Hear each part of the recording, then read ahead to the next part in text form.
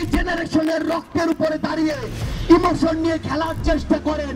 এই জেনারেশন সকল ক্ষমতার বিপক্ষে গিয়ে যে কাউকে টেনে হিঁচড়ে নামাতে পারে, কুয়েটের ওই ভিসি তার প্রমাণ।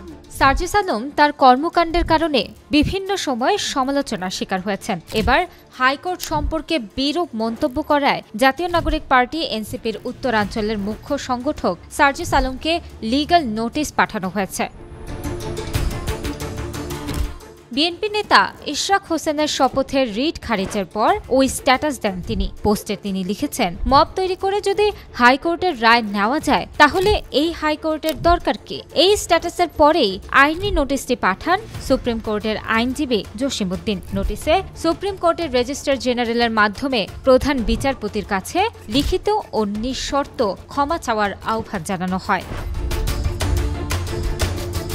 সেই সাথে নোটিশ পাওয়ার 2 ঘণ্টার মধ্যে সংবাদ সম্মেলন ডেকে তাকে প্রকাশ্যে ক্ষমা চাইতে বলা হয়েছে। অন্যথায় আইনগত ব্যবস্থা গ্রহণ করা হবে বলে জানান আইনজীবী।